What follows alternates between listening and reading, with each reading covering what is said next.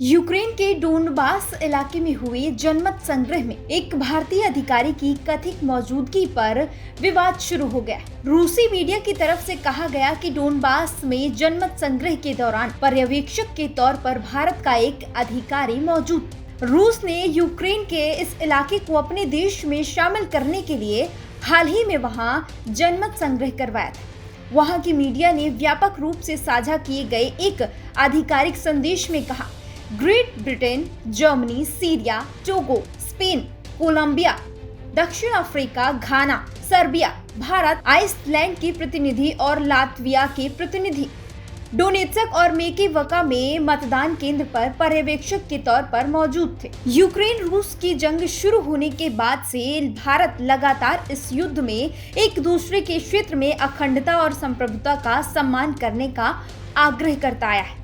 ऐसे में भारत के एक अधिकारी की जनमत संग्रह में मौजूदगी ने नए विवाद को जन्म दिया है। हालांकि भारत का जनमत संग्रह को लेकर तटस्थ रुख है। रूस ने अपने बयान में पूर्णिमा आनंद नाम की एक अधिकारी का नाम लिया है और कहा कि वो जनमत संग्रह के दौरान भारत से एक पर्यवेक्षक के रूप में वहां मौजूद थी। भारत की छिपी रिपोर्ट्स के मुताबिक भारत सरकार ने जनमत संग्रह में किसी भी अधिकारी को प्रतिनिधि या पर्यवेक्षक के रूप में वहां नहीं भेजा।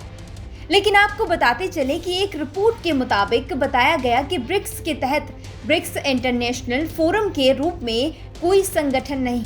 ब्रिक्स के तहत इस तरह के सभी संगठन अंतर सरकारी और ब्रिक्स पहल के तहत सूचीबद्ध नहीं है। पूर्णिमा आनंद ने हालांकि बाद में इस मुद्दे पर भारतीय मीडिया में बताया कि ब्रिक्स इंटरनेशनल फोरम एक सिविल सोसाइटी इनिशिएटिव है जिसे 2014 में नरेंद्र मोदी सरकार के बनने के बाद शुरू किया गया और उनका फोरम 2015 उफा ब्रिक्स घोषणा का पालन कर रहा है। उन्होंने स्वीकार किया कि उनका संगठन फिलहाल ब्रिक्स के ऐसे हिस्से के रूप में रजिस्टर्ड नहीं है।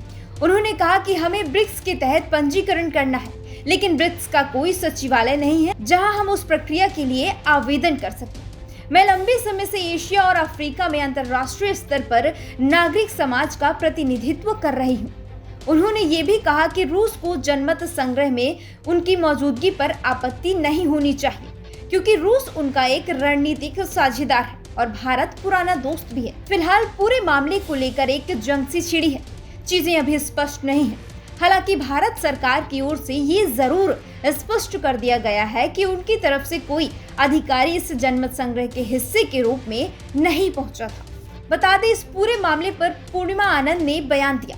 उन्होंने कहा, यूरोप, अफ्रीका, एशिया के 90 देशों के प्रतिनिधि इस जनमत संग्रह में मौजूद थे और पर्यवेक्षकों के रूप में हमने देखा कि मतदान की प्रक्रिया पूरी तरह से पारदर्शी थी। कई क्षेत्रों को रूस में शामिल करने के लिए वहां के लोगों ने बड़ी संख्या में मतदान किया। बता दें, पूर्णिमा आनंद इससे पहले वर्ल्ड बैंक के लिए कंसल्टेंट के तौर पर भी काम कर चुके हैं। NWI के लिए नेहा विश्वकर्मा की रिपोर्ट।